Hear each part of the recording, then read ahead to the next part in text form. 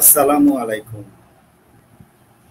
প্রিয় সুধী, আজ হৃদরোগ প্রতিরোধে ভিটামিন ডি এর ভূমিকা নিয়ে এসিআই ভয়েস অব ডক্টরসের নিয়মিত আয়োজনে আমি উপস্থিত হয়েছি।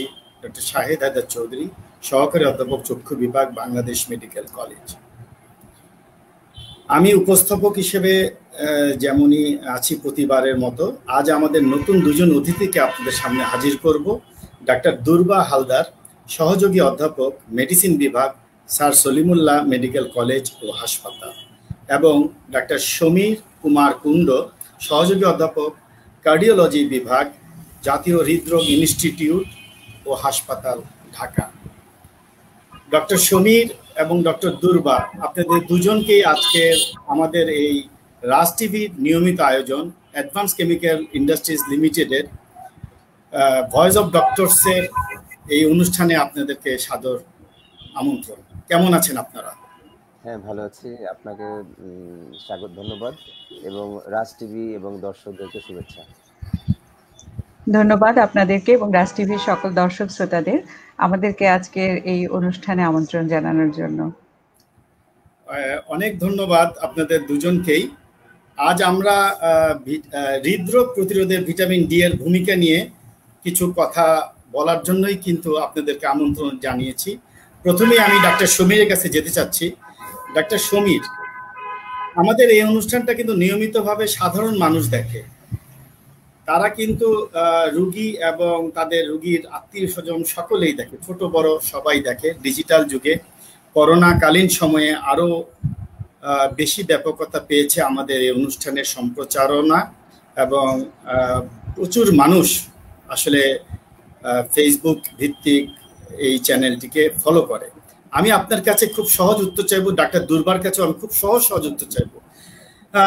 সমীর, প্রথমে আমি প্রশ্ন করতে চাই আপনাকে, ভিটামিন ডি আসলে কি? ভিটামিন ডি কিভাবে পাওয়া যায়, বা ভিটামিন ডিটা কিভাবে তৈরি হয়, যদি সহজ ভাষায় একটু বুঝিয়ে বলতেন। ওকে, ধন্যবাদ আপনাকে। ভিটামিন ডি অন্য ভিটামিনগুলোর মতোই, এটা হচ্ছে চর্বিতে দ্রবণীয় ভিটামিন। আমাদের শরীরে 4টা চর্বিতে দ্রবণীয় ভিটামিন আছে, যেমন ভিটামিন এ আমরা সবাই জানি, দ্বিতীয়টাই হচ্ছে ভিটামিন ডি, তারপরে ভিটামিন ই এবং ভিটামিন কে। কাজেই এটাকে আমরা ভিটামিন বলি, কিন্তু আমাদের বিজ্ঞানের ভাষায় এটাকে হরমোনও বলে, কারণ এটা যতটা ভিটামিন হিসাবে কাজ করে তার থেকে হরমোনের মতো কাজ করে। তো অন্য ভিটামিন থেকে এটার উৎসটা হচ্ছে যে এটা প্রকৃতিতেই আছে, যে এটা আমাদের যে সূর্যের আলো, তার যে অতি বেগুনি রশ্মি বা আল্ট্রাভায়োলেট বি রে, এটা যখন আমাদের শরীরের ত্বকের উপরে পড়ে, তখন শরীরের ত্বকে যে চর্বি আছে সেটাকে আমাদের মেডিকেল ভাষায় বলে 7D হাইড্রোকোলেস্টেরল। সেটা যখনই সূর্যের বেগুনি রশ্মির প্রভাবে আসে তখন এটা রূপান্তরিত হয়, তখন বলে ভিটামিন ডি3 অথবা কোলিক্যালসিফেরল। তখন এটা রক্তের সাথে মিশে লিভারে যায়, লিভার থেকে এটাকে বলে 25 হাইড্রোক্সি ভিটামিন ডি, এটা মেডিকেল শব্দ, এর বাংলা নেই। এরপরে লিভার থেকে এটা যায় হচ্ছে কিডনিতে, কিডনিতে যে এটা আরো রূপান্তরিত হয়, তখন সেটার নাম হয় 125 ডাইহাইড্রোক্সি কোলিক্যালসিফেরল অথবা ক্যালসিট্রিয়ল। এটাই হচ্ছে ভিটামিন ডি যে কার্যকরী রূপ, সেটাই হচ্ছে এইটা। তো এখানে হচ্ছে যে এই ভিটামিন ডির উৎসটা হচ্ছে বিভিন্ন জার্নালে, বিভিন্ন গবেষণায়, কেউ বলে 70 ভাগ, কেউ বলে 80 ভাগ, কেউ বলে 90 ভাগ, কেউ বলে প্রায় সবটাই সূর্যের থেকে তৈরি হয়। সূর্য যখন আলোটা আমাদের শরীরের ত্বকে পড়ে, আর এটা থেকে আমাদের মেইন প্রধান উৎস হিসাবে আমরা পেয়ে থাকি।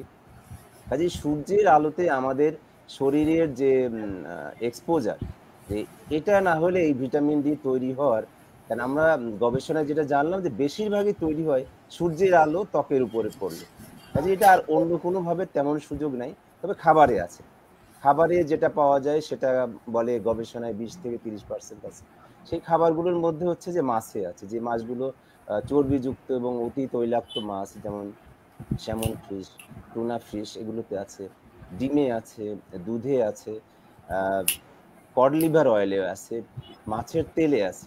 এই খাবারের সোর্সটা কিন্তু খুব বেশি না, এই কিছু মাছ, কিছু তৈল এর মধ্যে।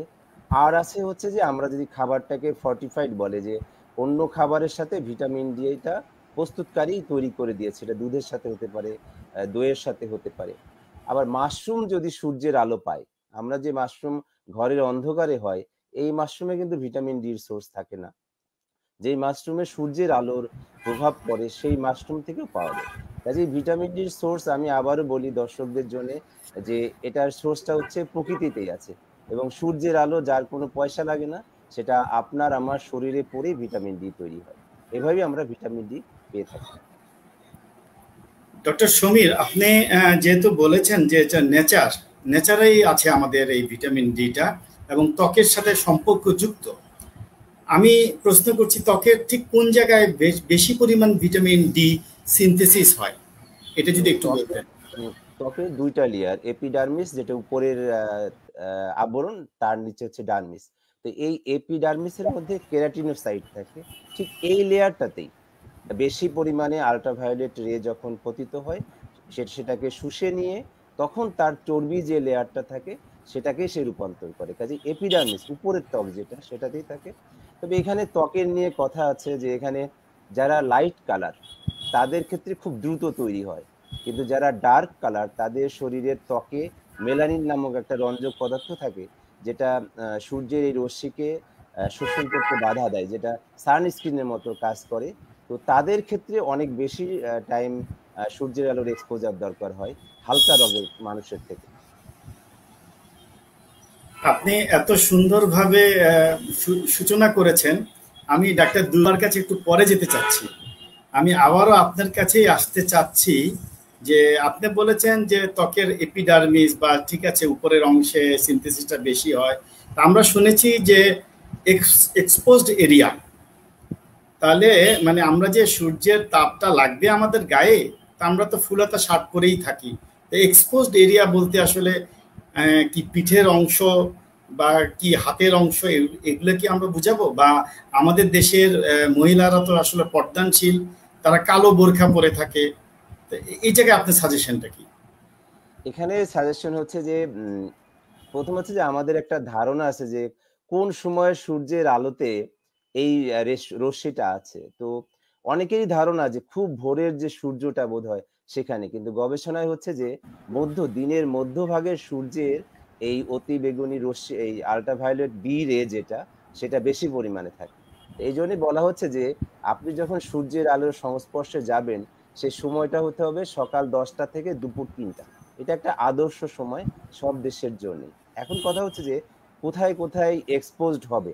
তো এক্সপোজডের মধ্যে হচ্ছে যে আমাদের চোখ এবং মাথা, এই দুইটা অংশ এক্সপোজ করা যাবে না। এই জন্য যখনই সূর্যের আলোতে কেউ যাবে একটা সানগ্লাস বা গগলস পরবে এবং মাথায় একটা হ্যাট থাকা ভালো, তাতে চোখের জটিলতা কম হওয়ার সম্ভাবনা থাকে। এক্সপোজ পার্ট বলতে আমরা সাধারণত যেটা বুঝি যে হাত, পা, এই দুটাই এক্সপোজড এর পার্ট প্রায় 18% হয়ে যায়। কিন্তু বলে যে বেশি পরিমাণে তৈরি হয় পিঠের ত্বকে, যে তার পিঠের ত্বক তো আর সবসময় এক্সপোজ করা যাচ্ছে না, হয়তো ওয়ার্কিং যারা মেল যারা তাদের সম্ভব। কিন্তু ডেভিডসন আমাদের যেটা মেডিসিনের বই আমরা পড়ি, ওখানে কিন্তু পার্টিকুলারলি বলাই আছে যে সোশ্যাল কাস্টম, ধর্মীয় বিধিনিষেধ, এর জন্য যারা টোটাল বডি ঢেকে রাখেন, সেটা যদি আরো কালো কাপড় হয় তাহলে তো সূর্যের তাপ শোষণ করা খুবই কম। যেহেতু আমরা ছাতা কালো রং ব্যবহার করি কেন, সূর্যের তাপের বিকিরণটা করার জন্য, যাতে আমার শরীরে না লাগে। তো এই জন্য হচ্ছে এক্সপোজ পার্ট বলতে যে আমরা বডির যে অংশটা ইউজুয়ালি এক্সপোজ করা যায় সেই পার্টেই হবে, কিন্তু গবেষণায় বলা হচ্ছে যে পিঠে থেকে বেশি তৈরি হয়। কাজেই খুব বেশি যার ভিটামিন ডির স্বল্পতা হয়ে যাচ্ছে তাকে হয়তো পরামর্শ দেওয়া যেতে পারে যে আপনার পিঠের রশ্মি বেশি। এখন কতক্ষণ সে এক্সপোজড রাখবে, তার কারণ এটারও একটা আছে, তার কারণ এই আল্ট্রাভায়োলেট বীরের একটা মাত্রা আছে যে যেটা 280 থেকে 320 ন্যানোমিটার, যেটা এই মাত্রায় থাকতে হবে। এবং যারা হালকা কালারের মানুষ, আমি ফর্সা বলছি না, যে যাদের ডিপ কালার না, তারা দিনে গড়ে 15 থেকে 20 মিনিট যদি থাকেন, সপ্তাহে কমপক্ষে 3 থেকে 4 দিন, তাহলেই তার কিন্তু হয়ে যায়। প্রতিদিন করতে পারলে ভালো, কমপক্ষে 15 মিনিট। কিন্তু যারা ডার্ক কালারের, যারা একটু তাদের জন্য একটু মাত্রাটা 1 ঘন্টার উপরে হতে পারে তার এক্সপোজারের টাইমটা। তো এইভাবে যদি এক্সপোজার করে তাহলে তার দিনে 3000 থেকে 5000 ইউনিট ভিটামিন ডি উৎপন্ন হবে। আমাদের প্রতিদিন দরকার হয় গড়ে 1000 ইউনিট ভিটামিন ডি। কাজেই এক্সপোজড কতটুকু সেটা তার মতো, যে কিন্তু ফুললি কাভার্ড হয়ে সূর্যের আলোতে যেয়ে লাভ নেই। এবং অনেকে মনে করেন যে আমি জানালার পাশে বসে আছি, সূর্যের আলোটা আসবে, কিন্তু জানালার এই দিয়ে এই আল্ট্রাভায়োলেট বি রেটা প্রবেশ করে না। কাজেই সানলাইটেই এক্সপোজ হতে হবে নির্দিষ্ট মাত্রায়। চমৎকার ডাক্তার সমীর, অনেক গুছিয়ে কথা বলেছেন আপনি। আমি এখন ডাক্তার দুর্বাকে প্রশ্ন করতে চাই। ডাক্তার দুর্বা, আপনি কি বলবেন যে ভিটামিন ডি এর অভাবটা কি কি কারণে হতে পারে? ধন্যবাদ আপনাকে। ডক্টর সমীর কিন্তু একটু আগেই বলে দিলেন যে ভিটামিন ডি ডেফিসিয়েন্সি কেন হয়, বা ভিটামিন ডি এর সোর্সটা কি, উৎসটা কি। মেজর পোর্শন সোর্সই কিন্তু হচ্ছে আমাদের সানস্ক্রিন। তার মানে চামড়ার উপর থেকেই যেটা আল্ট্রাভায়োলেট বি রে পড়ে ওখান থেকে তৈরি হয়ে ওটাই আমাদের মেজর পোর্শন ডিমান্ড ফুলফিল করে। এখন যদি আমরা কোনো কারণে সারাদিনে 24 ঘন্টাতে টোটালি সান এক্সপোজড না হই, সেটা যে কোনো ধর্মীয় কারণ বলেন, অসুস্থতার কারণ বলেন, অথবা আমাদের কাজের পরিবেশ, অথবা এখন কোভিড এর কারণ, সেটাও অ্যাড অন হলো। তো যে কোনো কারণে আমি যদি মানে সানের মধ্যে না যাই, সূর্যের রশ্মির মধ্যে না যাই, তাহলে তো আমার চামড়ার নিচে এটা অবশ্যই তৈরি হবে না। এবং সেক্ষেত্রে অবশ্যই আমাকে দেখা যাবে যে আমার আলটিমেটলি ভিটামিন ডি এর ঘাটতি তৈরি হবে। আবার আমি বাইরে গেলাম, কিন্তু আমার ত্বক কালো হয়ে যাবে ভেবে আমি যদি সবসময়ই সানস্ক্রিন মানে মেখে তারপরে সূর্যের আলোতে যাই, সেক্ষেত্রেও কিন্তু এই সানস্ক্রিনটা কি করবে, এই আল্ট্রাভায়োলেট রেটাকে পড়ে কাজ করতে বাধা দিবে, তাহলে কিন্তু আমার তৈরি হবে না। কাজে আমি সূর্যের আলোতেও যাচ্ছি না, অথবা গেলেও সানস্ক্রিন মেখে যাচ্ছি, তাহলে হবে না। এছাড়া যদি আমি আরেকটা সোর্স, যেহেতু আমার ভিটামিন ডি যুক্ত খাবার, যেটা ডক্টর বলছিলেন যে সামন ফিশ, টুনা ফিশ, অথবা অয়েলি ফিশ যেগুলা, কড লিভার অয়েল বা মিট, মিল্ক, এগুলা এগ, এগুলা যদি আমি সাফিসিয়েন্ট না খাই, অথবা খেলাম আমি কোনো কারণে আমার অ্যাবজর্ব হচ্ছে না, আমার গাটের কোনো অসুখ আছে যেমন সিলিয়াক ডিজিজ, ক্রনস ডিজিজ, যেক্ষেত্রে আমার মানে এগুলো অ্যাবজর্পশন হচ্ছে না, সেগুলো ক্ষেত্রেও কিন্তু আমার আলটিমেটলি একটা পোর্শন ঘাটতি দিবে। হয়তোবা আমি রোদ্দুরে যাচ্ছি না, কিছু পোর্শন আমার ওই খাবার থেকে আসছিল, সেটাও তখন আসবে না। আবার যদি কিছু ওষুধ আমি একই সাথে খাচ্ছি, সেগুলো হয়তো আমার ভিটামিন ডিটা অ্যাবজর্ব হতে মানে বাধা দিচ্ছে। যেমন কিছু ওষুধ আছে স্টেরয়েড, ফিনাইটোইন, অথবা হচ্ছে কিছু আদার ড্রাগ আছে, ওগুলো কি করে এই ভিটামিন ডিটাকে অ্যাবজর্ব হতে গাট থেকে বাধা দেয়। তাহলে আলটিমেটলি এগুলো কারণেই দেখা যায় যে আমার ভিটামিন ডি ডেফিসিয়েন্সি হচ্ছে। এছাড়া এটা যেহেতু ফ্যাট সলিবল ভিটামিন, এটা কি হয়, আমাদের ফ্যাট এরিয়া যেগুলো আছে সেখানে জমা থাকে, যেমন অ্যাডিপোজ টিস্যু, চর্বি, লিভার, স্কেলিটাল মাসেল। এখন কেউ যদি খুব মোটা হয়, তাহলে কি হবে, তার অ্যাডিপোজ টিস্যুতেই ভিটামিন ডি গুলো বেশি বেশি জমা থাকবে, কিন্তু এগুলো আলটিমেটলি আমার শরীরে যখন যেখানে কাজ করার দরকার সেটা অ্যাক্টিভ ফর্মে রিলিজ হয়ে আসবে না, তাহলে তারও কিন্তু ডেফিসিয়েন্সি দেখা যাবে। কিছু কিছু মানুষ কিডনির অসুখে ভুগেন, লিভারের অসুখে ভুগেন। আমরা জানি যে আমার সূর্যের আলো থেকে আমার চামড়ার নিচে যে ভিটামিন ডি তৈরি হলো, সেটা কিন্তু ইনঅ্যাক্টিভ ফর্ম, মানে অকার্যকর ফর্ম। এটা আবার পরবর্তীতে দুইটা ধাপে লিভার এবং কিডনিতে গিয়ে ফাইনাল যে অ্যাক্টিভ ফর্ম, যেটা আসলে আমাদেরকে কাজ করবে, সেই ফর্মে রূপান্তরিত হয়। কিন্তু কারোর যদি কিডনি বা লিভারের অসুখ থাকে, তাহলে কিন্তু এই ভিটামিন ডি আমার চামড়ার নিচে যে ফর্মে তৈরি হলো, সেটা আলটিমেটলি তার ফাইনাল কাজ করতে পারবে না। সেক্ষেত্রেও দেখা যাবে কিডনি লিভারের অসুখের কারণেও তার ভিটামিন ডি ডেফিসিয়েন্সি হচ্ছে। মোটামুটি এগুলোই দেখা যায় যে ভিটামিন ডি মানে অভাবের মূল কারণগুলো। আচ্ছা, একজন মানুষ কিভাবে বুঝবে যে তার ভিটামিন ডি এর স্বল্পতা হয়েছে শরীরে? ভিটামিন ডি এর স্বল্পতার কারণে কি কি সিমটম দেখা দিতে পারে? ভিটামিন হ্যাঁ, ধন্যবাদ আপনাকে। ভিটামিন ডি আসলে আমাদের শরীরে কি কাজ করে? এর কিন্তু অনেকগুলো কাজ। ডক্টর সমীর বলছিলেন যে এটা কিন্তু শুধু ভিটামিন না, এটা হরমোন হিসাবেও আমাদের শরীরে কাজ করছে। তাইলে এটার অনেক অনেক যেহেতু কাজ, এটার মেইন কাজ হচ্ছে শরীরের আমাদের একটা কি বলবো, লবণ বলি বা ইলেকট্রোলাইট বলি, ক্যালসিয়ামকে সে শরীরে মেইনটেইন করে। তো ক্যালসিয়াম হচ্ছে এমন একটা জিনিস যেটা আমাদের সমস্ত কিছু শরীরের মাংসপেশিকে কন্ট্রাকশনে নিয়ন্ত্রণ করে, ইনক্লুডিং হার্ট। তাহলে কি হচ্ছে, যখন ভিটামিন ডি না থাকবে তখন কি হবে, এই ভিটামিন ডি কি করে, ক্যালসিয়ামটাকে অ্যাবজর্ব হতে সাহায্য করে, কোত্থেকে, আমার ইন্টেস্টিন থেকে। তো ভিটামিন ডি যদি না থাকে তখন কি হবে, আমার এই ক্যালসিয়ামটা আমার খাবার থেকে অ্যাবজর্ব হচ্ছে না গাট থেকে। ক্যালসিয়াম যদি অ্যাবজর্ব না হয় তাহলে ব্লাডের ক্যালসিয়াম লেভেল কমে যাবে।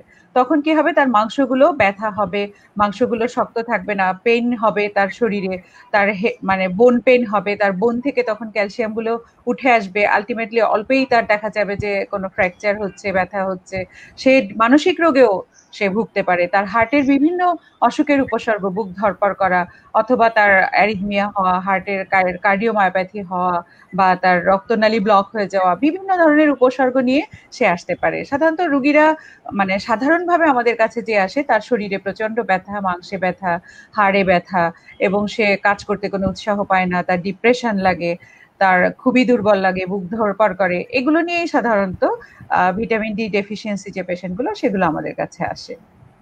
অনেক ধন্যবাদ ডাক্তার দুর্বা।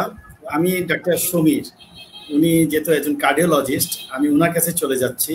ভিটামিন ডি এর অভাবে কার্ডিওভাস্কুলার সিস্টেমে কি প্রভাব পড়তে পারে বা কি প্রভাব পড়ে, ডক্টর সমীর একটু সংক্ষিপ্ত যদি গুছিয়ে। খুবই গুরুত্বপূর্ণ প্রশ্ন আজকের এই টপিকস, এটাই সিলেকশন করা। তো প্রথমে একটু বলে নিই যে কোনো রকম দ্বিধা হওয়ার সুযোগ নেই। সেটা হচ্ছে যে ভিটামিন ডি একমাত্র কারণ না হৃদরোগের। অন্যান্য কারণের সাথে যদি ভিটামিন ডি এর স্বল্পতা থাকে তখন এই হৃদরোগ এবং রক্তনালীর রোগের মাত্রাটা ভিন্নতা পায়, তার গুরুত্বটা বেশি পায়, তার জটিলতাটা বেশি পায়। কাজে অন্যান্য কারণগুলো যেমন থাকে, ভিটামিন ডিও তার সহযোগী একটা কারণ, এটাই একমাত্র হৃদরোগের কারণ নয়। তো প্রথমে আসি এটা কি করে। তো ডক্টর দুর্বা যেভাবে বলছিলেন যে ভিটামিন ডির যে কাজ সেটা হচ্ছে যে আমাদের শরীরে যে রক্তনালী আছে তার যে স্বাভাবিক কাজ সেটাকে নিয়ন্ত্রণ করে, যেমন রক্তনালীর সংকোচন এবং প্রসারণকে নিয়ন্ত্রণ করে। তো ভিটামিন ডি যদি স্বল্পতা হয় তাহলে এই সংকোচন এবং প্রসারণের এই যে ব্যালেন্স, ভারসাম্যটা নষ্ট হয়ে যায়। রক্তনালীর মধ্যে চর্বি জমা হয়, যেটাকে আমাদের অ্যাথেরোস্ক্লেরোসিস বলি। রক্তনালীর মধ্যে ক্যালসিয়াম জমা হয়, যে রক্তনালীগুলো তখন শক্ত হয়ে যায়, যে একটা নরম জিনিস হার্ড হয়ে যায়। তো তাহলে রক্তনালীর উপরে প্রভাব হওয়া মানে যে হৃদরোগের সবকিছুই, যে হার্ট একটা বর্ধিত রক্তনালী, তার শাখা প্রশাখা, এটাই হৃদরোগ এবং হার্ট এবং রক্তনালীর কারণ। তো সেখানে কি করে এটা আমি বলি যে আমাদের ব্লাড প্রেশার যে কারণগুলোতে হয়, ভিটামিন ডি কমে গেলে কিন্তু রক্তচাপ বাড়ার কারণগুলো কিন্তু আরেকটু বেড়ে যায়। যেমন আমাদের ব্লাড প্রেশার বাড়ার কারণ বলি আমরা একটা হরমোন, যে রেনিন বেড়ে যায়। রেনিন অ্যানজিওটেনসিন অ্যান্ডোস্টেরন সিস্টেমকে অ্যাক্টিভেট করে, রক্তনালী সংকুচিত হয়ে যায়, রক্তনালীগুলোর মধ্যে ক্যালসিফাইড হয়ে যায়, এই কারণে উচ্চ রক্তচাপ হয়। তো কারো যদি উচ্চ রক্তচাপ আগের অন্যান্য কারণও ছিল, তার সাথে যদি ভিটামিন যুক্ত হয় তাহলে এটার জটিলতাটা একটু বেশি। তো সেই উচ্চ রক্তচাপের যে জটিলতাগুলো সেটা সবই হবে, যেমন ব্রেনে স্ট্রোক হতে পারে, চোখে রেটিনোপ্যাথি, চোখ অন্ধ হয়ে যেতে পারে, হার্টের মাসেলগুলো শক্ত হয়ে যেতে পারে, প্রসারিত হয়ে যেতে পারে, হার্ট অ্যাটাক হতে পারে, হার্টের অনিয়মিত হৃদস্পন্দন হতে পারে, হার্ট অনেক বড় হয়ে যেতে পারে, হার্ট মায়োপ্যাথি হতে পারে, হার্ট ফেইলিওর হতে পারে। এরপরে আসে যদি কিডনিতে আসে, কিডনির রক্ত সরবরাহ যদি বাধা পায় তাহলে কিডনির ফেলিওর হতে পারে। এরপরে শরীরে যত রক্তনালী আছে তাকে আমাদের মেডিকেল ভাষায় বলে পেরিফেরাল আর্টেরিয়াল ডিজিজ, যে রক্তনালীর যত ধরনের অসুখ আছে সেটা হতে পারে, এবং ভিটামিন ডির অভাবে এটার মাত্রাটা আরো বেশি পায়। এবং রক্তনালীর চর্বি জমা হয়, যেটা বললামই আমি আগে। এর সাথে কি হয় যে আমাদের হৃদরোগের সব থেকে বড় শত্রু হচ্ছে ওবেসিটি। যাদের ভিটামিন ডি স্বল্পতা আছে তাদের ওবেসিটির পরিমাণটা বেশি। ডক্টর দুর্বা যেটা বলছিলেন যে আবার ওবেসিটি হয়ে গেলে যাও আমার ভিটামিন ডি ছিল ফ্যাটগুলোর মধ্যে জমা হয়, আরো ভিটামিন ডি কমে যায়। কাজেই ভিটামিন ডি যদি কেউ তার ঘাটতি পূরণ হয়, তার ওবেসিটিও কমে, তার সমস্যাগুলো কমে।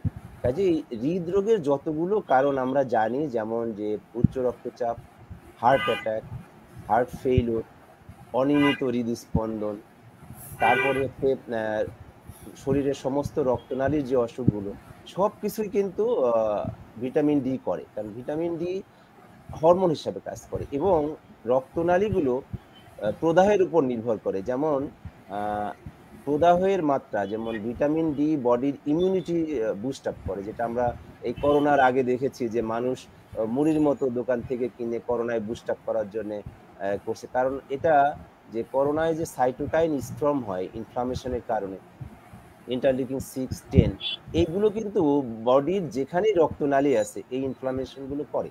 যেমন ইন্টারলিউকিন 6, 10, টিএনএফ আলফা, এগুলো কিন্তু এই প্রদাহটা ভিটামিন ডি এর অভাবে আরো বেড়ে যায়, বডির ইনফেকশন বেড়ে যায়। কাজে রক্তনালী ইনফেকশন হলেই তার যে জটিলতা সেটা আপনার শেষ দিনের শেষে হার্ট এবং হার্টের রক্তনালীর জটিলতা হিসাবেই আসবে।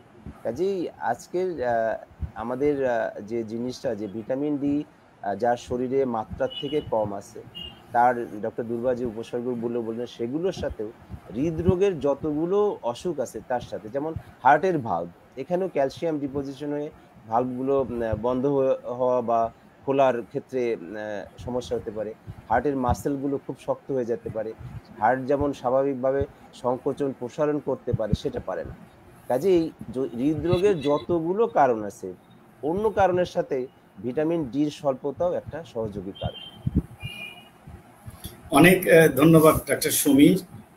আপনি একজন হৃদরোগ বিশেষজ্ঞ এবং ডাক্তার দুর্বা মেডিসিন বিশেষজ্ঞ। আপনাদের সাবলীল কথাবার্তার মাধ্যমে আমার সাধারণ দর্শকরা সত্যিকার অর্থে উপকৃত হচ্ছে বলেই আমি আশা করব। রাজ টিভির এই নিয়মিত আয়োজন এবং এসিআই কর্তৃপক্ষের যে ভয়েস অফ ডক্টরসের এই আয়োজনে আমাদের নিয়মিত একটা সেগমেন্ট থাকে যাদের জন্য আমরা অনুষ্ঠান করি, সেই জনগণের দোরগোড়ায় আমরা পৌঁছতে চাই স্বাস্থ্য সেবা নিয়ে। চলুন না একটু দেখে আসি হৃদরোগ প্রতিরোধে ভিটামিন ডি এর ভূমিকা কি, বা ভিটামিন ডি সম্বন্ধে তাদের ধারণা কতটুকু, এটা আমরা সাধারণ জনগণ কি ভাবছে একটু শুনে আসি।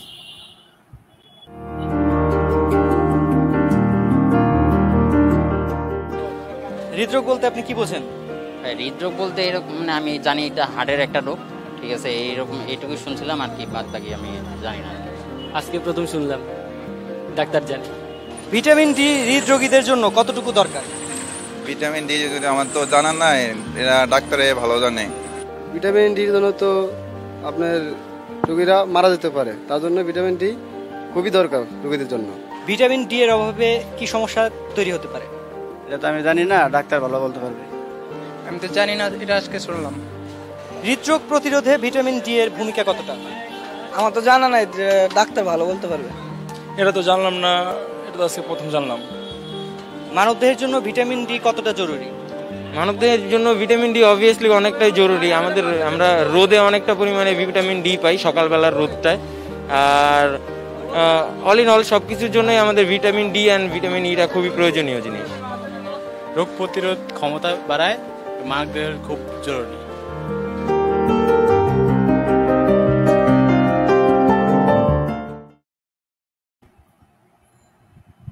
প্রিয় দর্শক, আপনাদের মতামত জেনে আসলাম। এখন আমরা বিশেষজ্ঞের কাছে চলে যাব আবারও। ডাক্তার সমীর, আপনি এবং ডাক্তার দুর্বা শুনছিলেন যে ভিটামিন ডি সম্বন্ধে আমাদের সাধারণ দর্শকের অভিমত কি। কেউ একজন বলেছে হ্যাঁ, হৃদরোগে ভিটামিন ডি কি, বা ডাক্তার ভালো জানে। কথাটা খুব ভালোই বলেছেন। এখন আপনি যদি একটু বলতেন যে একজন বলেছেন আমি প্রথম শুনেছি, বা হৃদরোগ কি আমি জানি না, তা আপনি একজন হৃদরোগ বিশেষজ্ঞ হিসেবে ভিটামিন ডি টক্সিসিটি কি, বা এর উপসর্গ কি কি, বা ভিটামিন ডি টক্সিসিটি হবে কেন, কি পর্যায়ে হবে, একটু যদি বুঝিয়ে বলতেন। ধন্যবাদ আপনাকে। খুবই গুরুত্বপূর্ণ পার্ট এটা, চিকিৎসার একটা আর কি বলতে পারি। যে ভিটামিনগুলো যেগুলো আমাদের চর্বিতে দ্রবণীয় ভিটামিন, আমি প্রথমে বলেছিলাম যে ADE-কে, তো এদের যেমন আমাদের অন্য পানিতে দ্রবণীয় ভিটামিনগুলো আপনি যতই খান না কেন এটা শরীরে কোনো টক্সিক ইফেক্ট করে না, ওটা বের হয়ে যায় শরীর থেকে। কিন্তু চর্বিতে দ্রবণীয় ভিটামিনগুলো যদি আপনার শরীরে প্রয়োজনের মাত্রায় আপনি গ্রহণ করেন, তখন যে অবস্থা হয় সেটাকেই বলে ভিটামিন টক্সিসিটি। তো ভিটামিন ডির জন্য হলে সেটাকে টক্সিসিটি বলে। যেমন আমি শুরুতেই বলেছিলাম যে এর পাওয়ার সোর্সটাই হচ্ছে সূর্যের আলো। সানস্ক্রিন থেকে তার যে আলট্রাভায়োলেট বি রে সেটা আপনার শরীরে পড়ে তৈরি হয়। কাজেই এটা যদি আপনি কৃত্রিমভাবে গ্রহণ করেন তখন এটার প্রবলেম, যে তখন সেটা শরীরে অতিমাত্রায় দেখা দেয়। তো এটা ভিটামিন ডি যার ঘাটতি হয়ে গেছে, এটা একজন চিকিৎসক নিরূপণ করবেন। তার শরীরের যে টেস্টটা করা হয় সেটা হচ্ছে লিভার থেকে যখন ভিটামিনটা তৈরি হয় যে ফর্মে 25 হাইড্রোক্সি ভিটামিন ডি, সেটাকেই আমরা ল্যাবরেটরিতে পরীক্ষা করে দেখি যে এর মাত্রাটা কত। এটা বিভিন্ন দেশে বিভিন্ন অবস্থায় বিভিন্ন ল্যাবের প্যারামিটার অনুযায়ী ভাগ করা থাকে।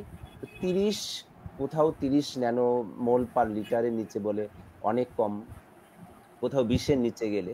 তো একজন চিকিৎসক, রেজিস্টার্ড চিকিৎসকই নির্ধারণ করবেন যে কার চিকিৎসাটা দরকার, কতদিনের দরকার, কি ডোজে দরকার। কাজেই আমরা যখন এটা ঔষধ হিসাবে গ্রহণ করব বাজার থেকে কিনে, কাজে এটা অবশ্যই একজন চিকিৎসকের পরামর্শে তার মাত্রা অনুযায়ী তার কতদিন খেতে হবে সেটা করতে হবে। এখন যদি কেউ প্রয়োজনের মাত্রায় বেশি গ্রহণ করে ফেলে তখন কি হতে পারে? তো ভিটামিন ডি, ডক্টর দুর্বা যেটা বলছিলেন যে এটা আমাদের শরীরের যে পাকস্থলী বৃহদান্ত ক্ষুদ্রান্ত থেকে যখন ক্যালসিয়াম আয়নটাকে অ্যাবজর্পশন করে, তাহলে ভিটামিন ডি যখন আপনার শরীরে প্রয়োজনের মাত্রায় বেড়ে যাবে, এটার লেভেলটা কিছু কিছু গাইডলাইন আছে যে 125 ন্যানোমোল পার লিটারের বেশি গেলে, তো তখন কি হবে, ক্যালসিয়াম আয়নটা অতিরিক্ত পরিমাণে আপনার শরীরে জমা হবে, যেটাকে বলে হাইপার ক্যালসিমিয়া। তো এই হাইপার ক্যালসিমিয়ার জন্যই বেশিরভাগ ঘটনাগুলো ঘটা যায়। যে এক্ষেত্রে আমি বলি প্রথমে রোগীর কি কি উপসর্গ হবে। প্রথম হচ্ছে রোগীর খাবারে অরুচি, বমি বমি ভাব, বমিও হতে পারে, এবং ক্যালসিয়াম বেড়ে গেলে পায়খানা কনস্টিপেশন বলে যে কোষ্ঠকাঠিন্য হবে। তারপরে তার কি হতে পারে, তার মানসিক সমস্যা হতে পারে, সে অবসাদগ্রস্ত হতে পারে, তার মনে হচ্ছে কিছু মনে থাকছে না, তার মাথা ঘুরাচ্ছে, এরকম হতে পারে। তার শরীরে পানি শূন্যতা হতে পারে। তার সব থেকে যেটা কমন রোগীকে বেশি হচ্ছে কিনা সেটা হচ্ছে যে রোগীর বারবার পানি পিপাসা পাবে এবং বারবার সে প্রস্রাব করবে। পলিডিপসিয়া এবং পলিউরিয়া মেডিকেল টার্ম, যে সে অতি মাত্রায়, সে স্বাভাবিক তুলনায় বেশি পানি খাচ্ছে এবং বেশি প্রস্রাব করছে। এখন অতিমাত্রায় যদি এই ক্যালসিয়াম জমা হয় তাহলে কিডনিতে স্টোন হলে, কিডনির পাথর হলে তার যে ব্যথা, একটা টিপিক্যাল ব্যথা, যে শরীরের পিছন দিক থেকে শুরু করে প্রস্রাবের থলির দিকে ব্যথাটা যাবে। তো এরপরেও যেটা হয় যে অতিমাত্রায় ক্যালসিয়াম যদি আপনার হার্টে জমা হয় তাহলে হার্টের সংকোচন প্রসারণ কমে যাবে, সেখানে তার অনিয়মিত হৃদস্পন্দন, বুক ব্যথা, শ্বাসকষ্ট হতে পারে, তার লিভারে ডিপোজিট হতে পারে, কিডনিতে হতে পারে। কিডনিতে হলে যে অসুখটা বলে সেটাকে বলে নেফ্রোক্যালসিনোসিস।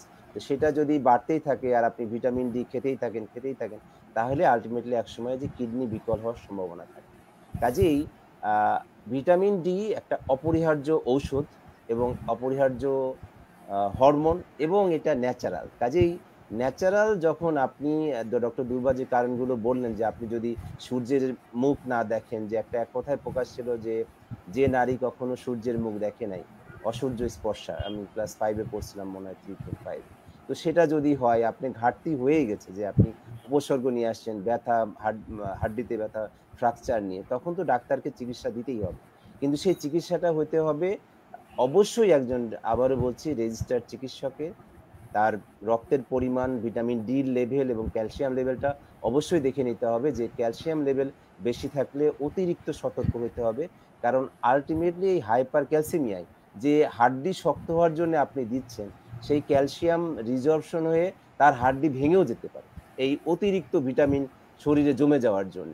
কাজেই আবারও বলি দর্শকদের বারবারই যে ভিটামিন ডি ওষুধটা আপনারা নিজেরা কিনে খাবেন না, অবশ্যই একজন চিকিৎসকের পরামর্শে নেবেন এবং রক্তের মাত্রা দেখে নেবেন এবং এর জটিলতা হচ্ছে কিনা, এবং এই যে উপসর্গগুলো বললাম, যে আপনি যদি কিছুই বুঝতে না পারেন, যে ভিটামিন ডি খাওয়ার পর আপনার অতিরিক্ত তৃষ্ণা হচ্ছে, বারবার পানি খাচ্ছেন, বারবার প্রস্রাব করছেন, আপনি আগে যেমন ওষুধ খাওয়ার আগে দুর্বল ছিলেন আবার দুর্বল হয়ে যাচ্ছে, আপনার পায়খানা, কোষ্ঠকাঠিন্য হচ্ছে, আপনার স্মৃতিশক্তি আগে যেমন ডক্টর দুর্বা বলছিলেন যে তাদের মানসিক রোগ হতে পারে, এখন আবার অতিরিক্ত খাওয়ার জন্য মানসিক রোগ হয়ে যাচ্ছে। প্লিজ স্টপ করেন, আপনার চিকিৎসকের সঙ্গে পরামর্শ নিন, তিনি আপনার রক্তের মাত্রা দেখে ওষুধের প্রয়োগটা ঠিক করে দেবেন। ধন্যবাদ। চমৎকার ডাক্তার সমীর। আসলে ভিটামিন ডি আমাদের শরীরের জন্য একটি অপরিহার্য, এবং এটা হরমোনও বলছেন আপনারা, আখ্যায়িত করছেন, ভিটামিন ডিও বলছেন, ফ্যাট সলিউবল ভিটামিনের একটা অন্যতম ভিটামিন আমরা জানি। ডাক্তার দুর্বা এবং আপনি বারংবার এর প্রয়োজনীয়তা বলছেন, এর স্বল্পতা হলে কি কি হবে সবই বলে দিচ্ছেন। টক্সিসিটিও আমরা আলাপ করেছি, প্রয়োজনের অতিরিক্ত সেবনও আপনি সমর্থন করছেন না, এবং যে জিনিসটা নেচারে পাওয়া যাচ্ছে আপনি বারবার আপনারা দুজনেই প্রকৃতির দিকে আপনারা অঙ্গুলি দিচ্ছেন, ভালো কথা।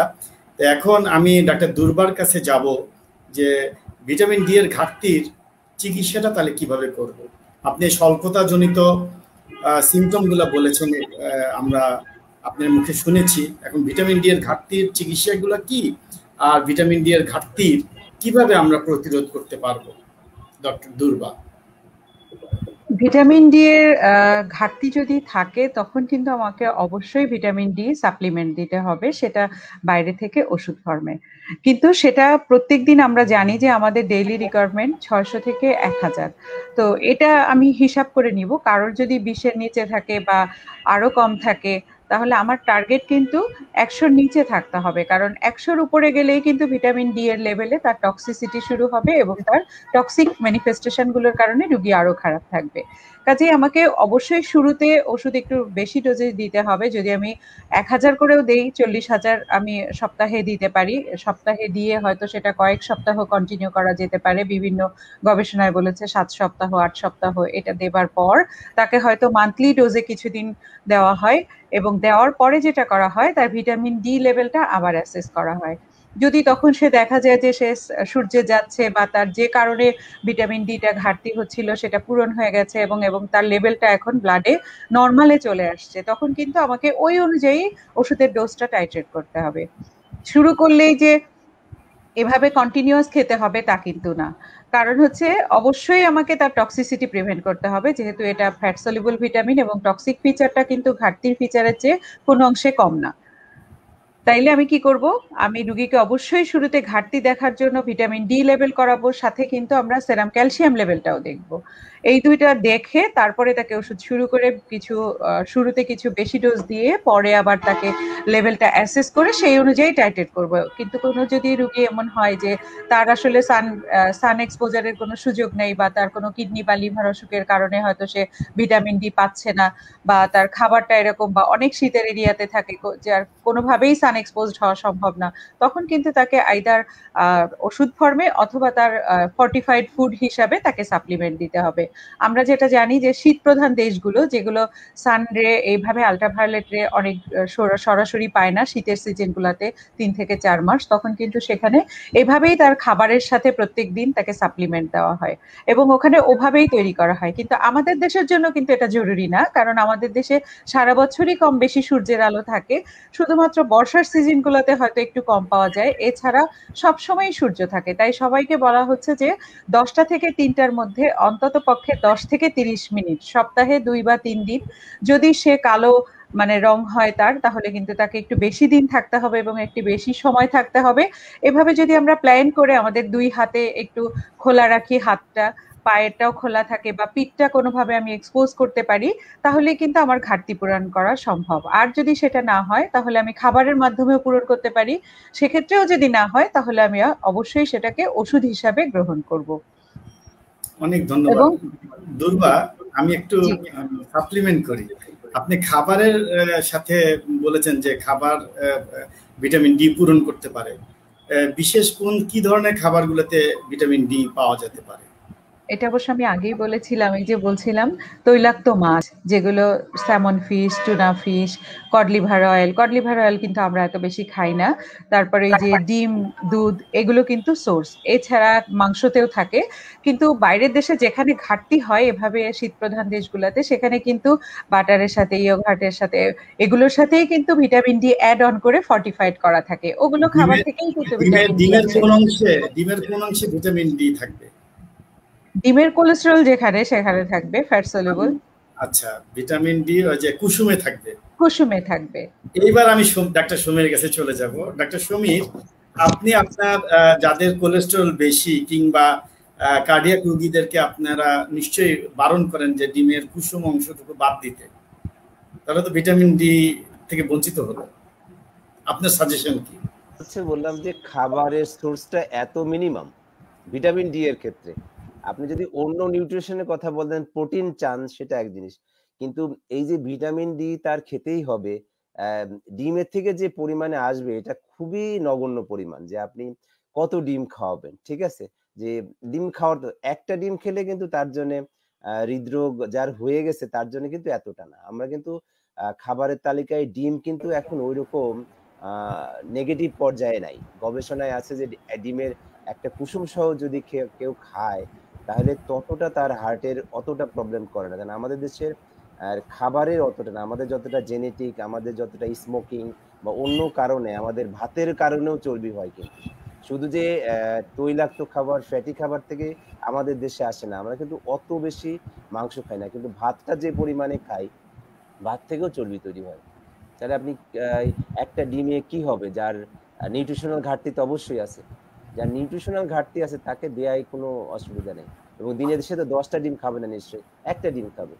কাজেই অনেক ধন্যবাদ। মনে হয় যে সূর্যের আলো পাচ্ছি না, ওই মাছও খেতে পাচ্ছি না, তো আছে একটা ডিম, প্রত্যেকের বাড়িতেও হয়তো আছে এবং সস্তা খাবার, আমি তো এতে মনে করি না। আর এটা অনেক ধন্যবাদ, অনেক ধন্যবাদ। ধন্যবাদ ডক্টর সমীর, আমরা জেনেছি যে সকাল 10টা থেকে দুপুর 3টা পর্যন্ত যে সূর্যের উত্তাপ, ওইখানে আসলে ভিটামিন ডি বেশি পাওয়া যায় রশ্মিতে।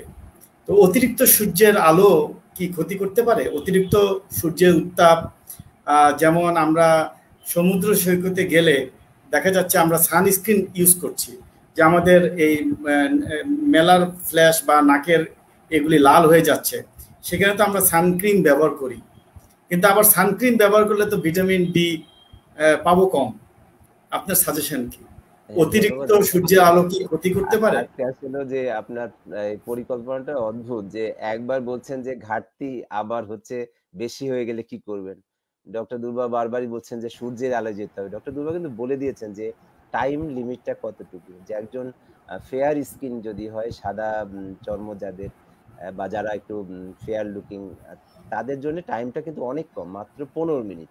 সে যদি 5 ঘন্টা থাকে তাহলে 15 মিনিট পরে সে যদি সান বাথে যায়, 15 মিনিটে কিন্তু তার ভিটামিন ডি তৈরি হয়ে যাচ্ছে। তারপরে সে সানস্ক্রিন অ্যাপ্লাই করবে, তারপরে সে সূর্য উপভোগ করতে পারে, কোনো অসুবিধা নেই। কিন্তু ওই 15 মিনিট তার দরকার। আর আমি, আমার মতো গায়ের রং যদি হয়, তাহলে আমাকে হয়তো 1 ঘন্টা সান বাথ করে তারপরে আমাকে, আমার তো এমনি মেলাটোনিন আছে, এই মেলানিন আছে, আমাকে সানস্ক্রিন ব্যবহার করতে হবে। তো সান যেটা হচ্ছে যে সান বার্ন হয়, যেটা আপনি বললেন যে পুড়ে যাওয়ার মতো, যে স্কিনের কালার চেঞ্জ হয়, ব্লিস্টার হয়, ইচিং হয়, এটা হতে পারে। চোখ যদি প্রোটেক্টেড না থাকে, আপনি লং টার্ম যে টাইমের বাইরে আমরা বলছি, তাহলে চোখে ক্যাটারেক্ট, ছানি পড়তে পারে। তারপরে হচ্ছে যে তার চামড়া যত আপনি সুন্দর করতে যাচ্ছেন, অতিরিক্ত যদি সানস্ক্রিন ব্যবহার না করেন নির্দিষ্ট টাইমের পরে, তাহলে আপনার চামড়ার বয়সটা বেড়ে যাবে। তারপরে হচ্ছে যে এই অতি বেগুনি রশ্মির যে খারাপ প্রভাব, সেটা হচ্ছে যে আপনার স্কিন ক্যান্সার করতে পারে লং টার্মে। এগুলি হচ্ছে যে প্রলং সানবার্নের একটা মানে খারাপ দিক।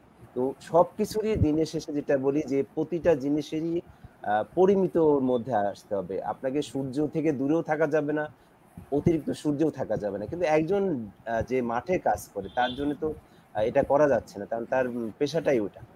কাজে সে তখনই করতে পারে যে তার একটা নির্দিষ্ট সময় পরে সে তার বডি কাভার করে রাখতে পারে, যে ব্ল্যাক কালার বা অন্য, তাহলে তার সানবার্নটা হবে না। কিন্তু এই যে 15 মিনিট বা যারা একটু গায়ের রং ডিপ, তাদের যে নির্দিষ্ট সময়, এটুকু তার শরীরের ভিটামিন ডি চাহিদার জন্য এতটুকু করার পর তার সাবধানতা হতে হবে। যেমন অতিরিক্ত ভিটামিন ডি খেলে প্রবলেম, অতিরিক্ত সূর্যের আলো আপনি যদি মনে করেন একদিনেই নেবেন, এটা হয় না।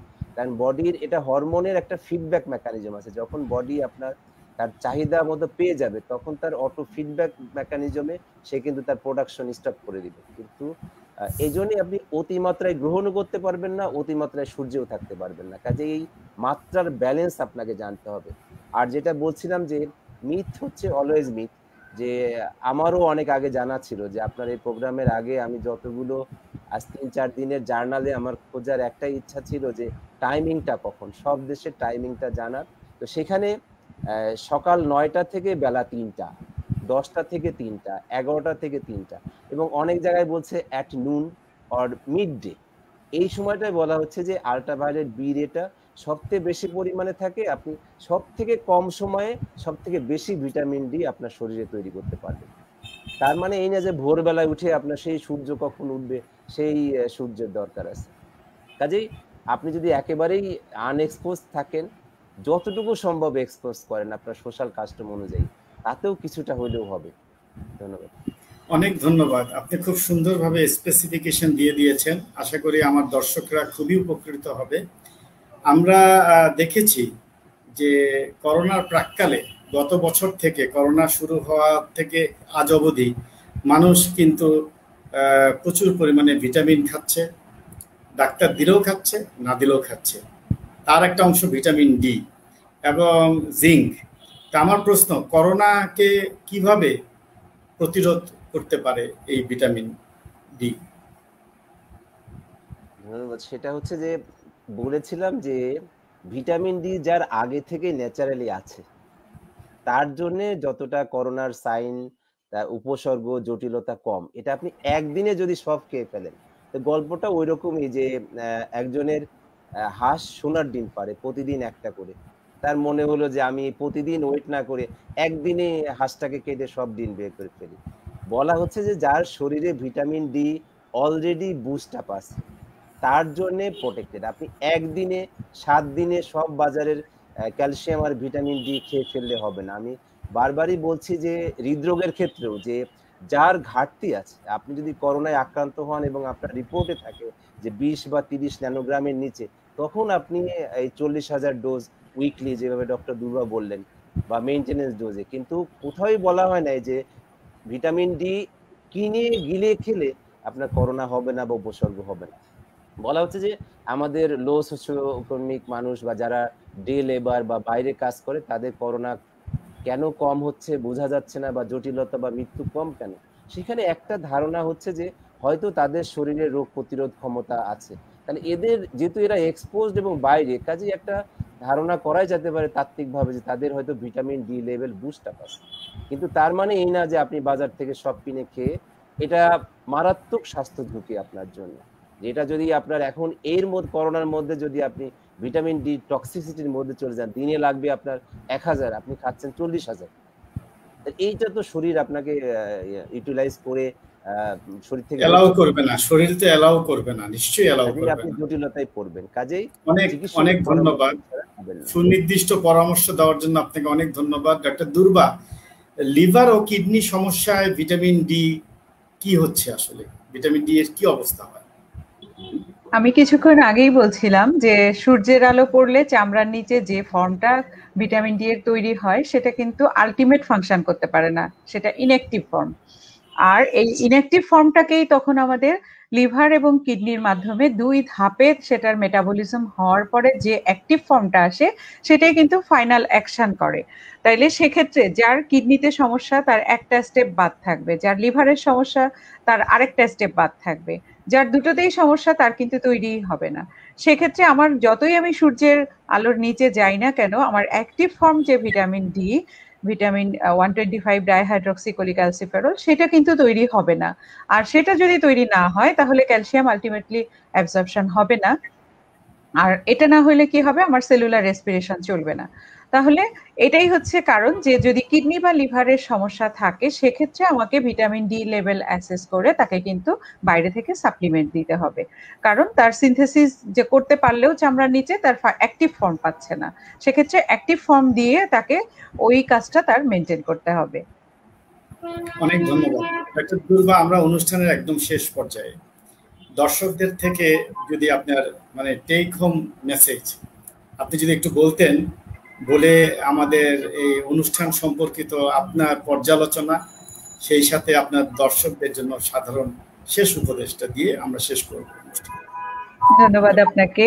সেটা হচ্ছে যে ভিটামিন ডি অবশ্যই আমাদের শরীরের জন্য একটা অতি প্রয়োজনীয় ভিটামিন, যেটা হরমোন হিসাবে কাজ করে, যেটা সোর্স ন্যাচারাল আছে, সেখান থেকে আমি যতটা পারি নেবার চেষ্টা করব।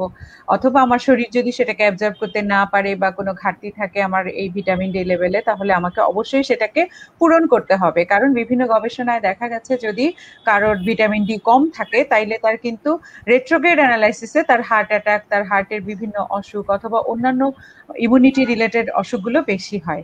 সেক্ষেত্রে আমার যদি কম থাকে, তাহলে আমি সেই ঘাটতিগুলো পূরণ করার জন্য খাবো, কিন্তু নিজে নিজে ওষুধের ফার্মেসি থেকে কিনে ইচ্ছা মতো খাবো না। ডাক্তারের পরামর্শ নিয়েই আমি আমার ভিটামিন ডি ডেফিসিয়েন্সি কভার করার চেষ্টা করব। অনেক ধন্যবাদ ডক্টর দুর্বা।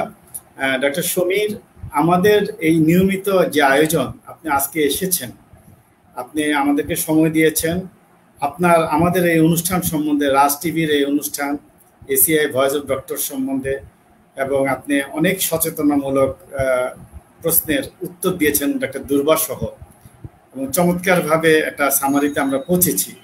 তো করোনাকালীন আপনার হৃদরোগীদের জন্য আপনার মেসেজটা কি, এবং আমাদের সম্পর্কে কিছুটা মূল্যায়ন করে আমরা বিদায় নিচ্ছি। ধন্যবাদ আপনাকে এত সুন্দর সাবলীল উপস্থাপনা করার জন্য, আমাদেরকে আমন্ত্রণ জানান। এটাকে জনগণের যারা আসলে দরকার, জানার দরকার, কারণ অনেক মিথ আছে আমাদের চিকিৎসা ব্যবস্থায় মানুষের মধ্যে। সেই ভুল ধারণাটা ভাঙা, তার স্বাস্থ্য সচেতনতা তৈরি করার জন্য রাজ টিভিকে এবং এসিআই ফার্মাসিউটিক্যালস তাদেরকে ধন্যবাদ যে এরকম একটা সময় উপযোগী আলোচনা করানোর জন্য। তো করোনাকালের আমার সব করোনার জন্য, যে রোগেরই হোক না কেন, যে 3টি মূল মন্ত্র ছিল, আর একটা হচ্ছে আর্টিফিশিয়াল। 3টি মূল মন্ত্রের মধ্যে হচ্ছে যে সঠিকভাবে মাস্ক করতে হবে আপনার ঘরের বাইরে। এটায় কোনো রেজিস্ট্যান্ট নাই, এটায় কোনো বাদ বিচার নাই। আপনার সামর্থ্য অনুযায়ী আপনি সঠিক নিয়মে একটা মাস্ক পরে বাইরে যান। 2 নম্বর, বাইরে তো আপনাকে যেতেই হচ্ছে জীবন চালানোর জন্য, কাজের জন্য। একটু দূরত্ব রাখার চেষ্টা করেন, যতটুকু বলা আছে 3 ফুট, তার বেশি হলে আরো ভালো। আর হাত না ধুয়ে, সাবান দিয়ে বা স্যানিটাইজার দিয়ে হাত না ধুয়ে আপনি আপনার কাঁধের উপরে হাতটা তুলবেন না, হাতটা লক করে রাখবেন। যেই হাতটা দিয়ে আমি নাক খোঁচাবো না, চোখ খোঁচাবো না, কান খোঁচাবো না, মুখে হাত দিব না। এই 3টা ছাড়া আপনি যাই বলেন, যত ওষুধ কিনে খান বাজার থেকে, কোনো লাভ নেই। আর যদি কখনো আপনার ভ্যাকসিন দেওয়ার সুযোগ থাকে, আমাদের রাষ্ট্রীয় পলিসিতে যখন যেটা যেভাবে, ভ্যাকসিনটার কোনো ধরনের তার পিছনে আপনার যুক্তি দেখানোর সুযোগ নাই, কারণ এটা বিজ্ঞান ভিত্তিক, বিজ্ঞানের অবদান, বিজ্ঞান এনেছে, কাজে আপনাকে ভ্যাকসিনটা নিতে হবে। কাজেই এই 4টা মন্ত্র, মাস্ক, নিজস্ব একজন মানুষ থেকে দূরত্ব, দেখেন এই বেশি সামাজিক আপনি বেঁচে থাকলে হতে পারবেন, ঠিক আছে। 3 নাম্বার হচ্ছে যে হাত ধোবেন, ভ্যাকসিন দেবেন।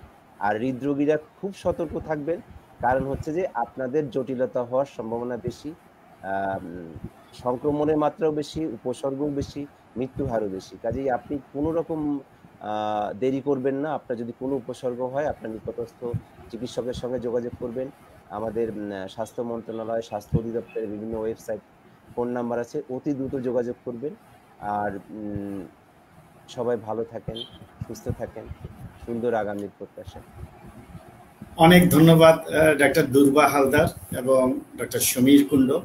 আপনারা আপনাদের মূল্যবান সময় আমাদেরকে দিয়েছেন, আমাদের দর্শকদের জন্য দিয়েছেন। আমি ধন্যবাদ জানাচ্ছি রাজ টিভি কর্তৃপক্ষকে এরকম সচেতনামূলক অনুষ্ঠান নিয়মিত আয়োজনের জন্য। আমি আবারও ধন্যবাদ জানাচ্ছি অ্যাডভান্স কেমিক্যাল ইন্ডাস্ট্রিজ লিমিটেডকে আমাদের পাশে থাকবার জন্য, দর্শকদের সাথে থাকবার জন্য। শুভরাত্রি। You are watching Raj TV, Jagorone, Bangladesh. Please subscribe our channel.